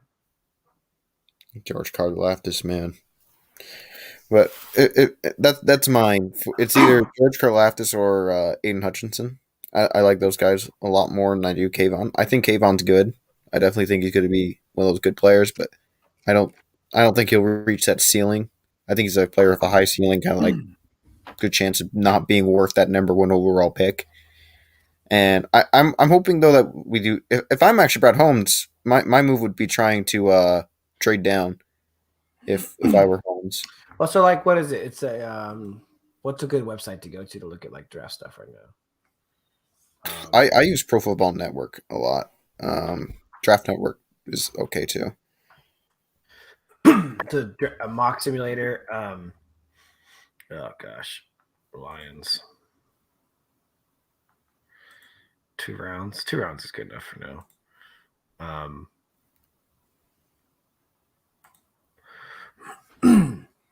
So it's like, look at that. Kayvon Thibodeau. Your boy's not even up here, dude. Hutchinson's 9.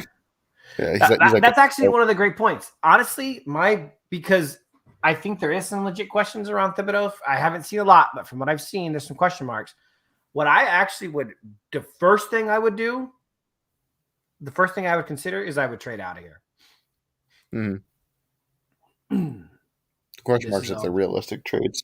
This is what they're giving me. That's actually a realistic trade. That's a first, a second. That's a first, 2 seconds, and a third to move up from 15 to 1. I can't. Decent. What? That's kind of a decent, but would you even do that move? Yeah, I do that move. Do you know how much the Lions need talent-wise? That's true. They need a whole bunch. Well, look, I've accepted it. Now what do I got? Oh, I got another trade offer, but we'll see. What do we got here? We got Traylon Burks. Two receivers, Garrett Wilson, Traylon Burks. We've got Leal. That's a tackle, probably not a huge need. Who? The Marvin Leal. He's good, but I already got that defensive tackle. Yeah, I mean, you can always upgrade the D line, but man. Traylon Burks is probably my guy. What about you? I was actually thinking trade down again. We're getting pick 28, pick 60, and an extra 3rd round pick. If we accept that, we go down again, and you just picked up like 3 second-round picks, and you still have 2 first-round picks. That's true. Because we got 26, 28, so we won't take another trade. We'll pick now. You're talking about where's the running back from? Where's Kenneth Walker? He's not even up here. Yeah, he's not. He doesn't for this similarity you're using. He doesn't really go to like the late 2nd or early 3rd. He's like 77. He's right down here. He's 38. He's 38 now? Yeah, he's been playing out of his mind. Of course, they're moving him up. True. I've heard good things about Drake London. I said I don't do a lot watching this stuff because it changes so dramatically. By this time, or by 3 months from now, this list will be totally different than it is now. It's true. um, but man, what about Jordan Battle? Is he good? He's a solid safety. I like him. Is he free? Is he strong? I think I think he might be a strong safety. I think he's the guy who can play both, and scouts love him either way. Deal. Isaiah Spiller. You got some running backs. You have Devin Lloyd. Kobe Dean's a really good linebacker from Georgia. You know what would be ideal? Like, this isn't my ideal scenario. My ideal scenario would be to trade down to about 8 or 9 area, and then you have even like 5 or 6, so you could have a chance to get Hutchinson or Karlaftis and still get that premier edge rusher. That would be like ideal, and then you could still pick up a second maybe. This is the problem with trading down, is you kind of get yourself like, are we in love with any of these players? Is Nakobe Dean like a baller? I think he's pretty good.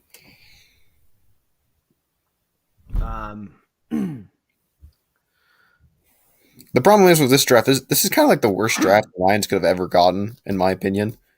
Because the way that it went down. Yeah. Well, not the way like you're doing it, but like an actual total like draft prospect talents. This is one of my least favorite. This is my least favorite draft in a long time. Let's try like, that again. If I pick up Kenneth Walker. I don't know. Like there's not like a Bosa to draft. There's not. There's more than one trade offers. Well, yeah, I would have known that. See, this is what I'm talking about right here. This is a good one. You see this? Yeah, that's a great one. 5th, 36. So a first, you swap in first, you get a second and a third, and then a future second and a third. This is the one you accept. And that's realistic, man. If someone believes Kayvon Thibodeau is the freaking next best thing. See, now we've got in a position where we can reject. Oh, where's this? Reject. How did I go down here? Okay, so that I can go up and we could pick up Kyle Hamilton. We picked up extra trades, or we could grab someone like Aiden Hutchinson or George Karlaftis. Like, let's say we pick up Hutchinson right here. Bam. David's happy with that one. I'm sure David's happy with that one. Yeah. Kyle Hunter went 8, and then we picked up. What did we pick up? We picked up another late first rounder, right? So I don't know. We got that 5th one. And we picked up another second rounder. Yeah. So now we got pick 26 from the Rams. Dang, that's not a bad trade either. Is there anyone on this list that you gotta have? Maybe Dean. You're dropping 4 spots. Dean would be available. Dean was available like at 30, like when I did it. This one gives you 2 seconds. Ooh. And a third. This one gives you a first and a second. I don't believe Dean's worth that, honestly. I think he's good, but I don't know. Well, except this one. Yeah. We lost that on Dean. Yeah. We lost that on these guys. Now it's our pick again. And then you're looking at picking up Devin Lloyd's pretty good. Kingsley has Kamara, but we already drafted that edge. Kenneth Walker's there. You could secure him. I like to get Smith as a really good guard. Is Justin Ross good? He's had a really big down year, but to be fair, his quarterbacks suck. But he's got some good size and speed. He was actually once upon a time the top receiver in the draft, but due to regression, and everyone's like, he's a risk. Well, dude, I would honestly, if he's legit talented, yeah, take it, man. 6'4", he's quality. Take a receiver and then take Kenneth. Don't even bother. Wait, what are the trade offers? That's like a 50. No, I don't want that one. No, 42. I want to get Kenneth Walker. Bam. All right. What did that say? Walker's athleticism checks the box. Oh, that's not what I want to see. I wanted to just pick him. Yeah. So now you got a top tier edge. You got a top tier receiver, running back, and then I would go heavy on the defense. So Christian Harris is a pretty solid linebacker, but he's pretty dang raw. Along with I really like DeMarvion Overshown for coverage, but I feel like you already kind of got that. I feel like Harris is the better run stuffer. If you're going for all around too, I think he has potential as a pass rusher and linebacker too. And then Michael Wright's a good slot. What about Travius Hodges Tomlinson? Is he a good corner? He's a solid corner. I think he's more of a slot though. But I don't know if you'd pick a slot at the corner. I think he's like 5'9". Devin Lloyd's still here. You Yeah, say he was good? yeah, I like him. He's good versatility to play outside and inside. And he's pretty dang productive. Let me pull up his numbers real quick at Utah. Evan Lloyd. I mean, like I really liked him for a good while. I even had him as a he has 45 solo tackles already, 6 sacks, 3 interceptions, and a forced fumble. So he's kind of He's like really, a kind of a Roquan Smith kind of a guy who gets a little bit of everything done. oh yeah, he's a really productive player. So that's, I mean, you're talking about, I can't believe he's still oh, around. no He's Big still Ben on around that Sunday, second huh? round. I can't. That's interesting. He said no Big Ben on Sunday. Oh really? Wait, is it like Big Ben's out? Apparently. Dude, if the Lions don't win, How got about this? Claypool How about out. Lino O'Neal Jr.? Is he a good, or Jalen Catalan? Good safeties. I like Leon O'Neal more than Catalong, but they're both good. There's a guy also named Isaiah Polamalu, who's I think he's like a cousin to Troy Polamalu, and the guy's really talented. But he can do free safety, strong safety. This is a good safety class, in my opinion. You get a safety right here. Boom. Second, 2 rounds in, you got edge, receiver, running back, inside linebacker, and safety. That's 3 defensive players. All needs. Yeah, all needs, and I mean talented dudes. Tell me a 6'4" receiver, can't be a top tier guy, and make a difference. You have a future second, a future third. I'm trading down, guys. I don't think anyone's super worth the first round pick. Mm-hmm. Well, and also, that's not even counting for agency that the Lions could have. That'd be a good offseason there. Get someone like Mike Williams. Yeah, imagine Mike Williams and Justin Ross going together, man. See, this is actually the kind of thing that teams do. They get a guy like Justin Ross who's having a down year, who's still super talented, that they believe in, and maybe they think he's in a bad situation. And they go for somebody like that, and they pop off because they got a chip on their shoulder because they should have been a top 10 pick, but it's like those are the kind of guys that ends up being really good. 100%. Getting Kenneth Walker, Devin Lloyd, and Ross is a steal. I mean, that's a good draft, right? You drop down a couple picks because you know what? An overeager team thinks Kayvon Thibodeau is the greatest thing since sliced bread.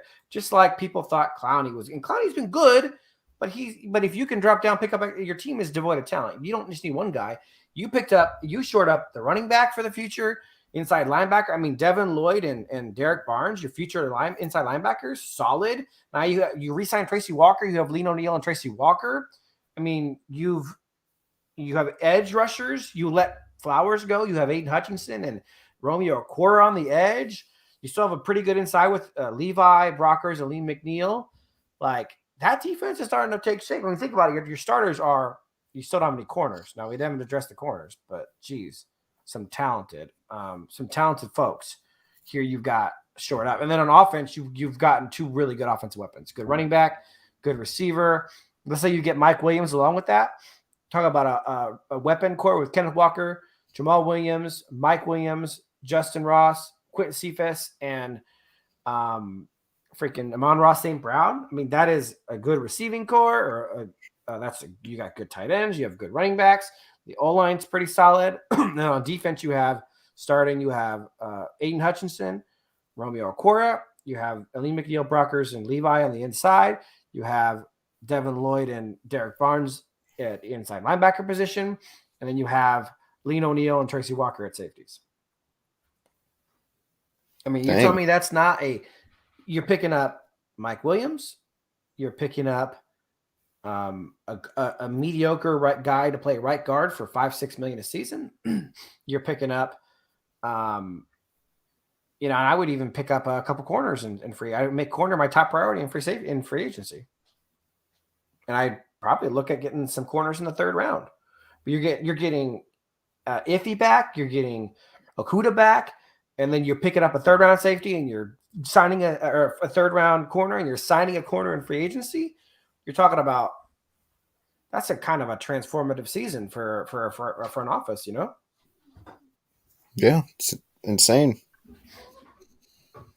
I mean, this is honestly ideal. I mean, especially because I do believe Holmes can could strike some deals. And also, there's development between this last draft, another developmental year for Cephas. And I mean, honestly, I have a lot of respect for what Campbell has done. I mean, with some guys that have come out of nowhere, like Jerry Jacobs out there, and hopefully, like, I want to see this development of the Ross team will kid get now. better. This is Justin Ross. Because, I mean, 6'4", big dude. So he was productive as a freshman because Clemson quarterback was Lawrence. I think so. Yeah, he was super good actually.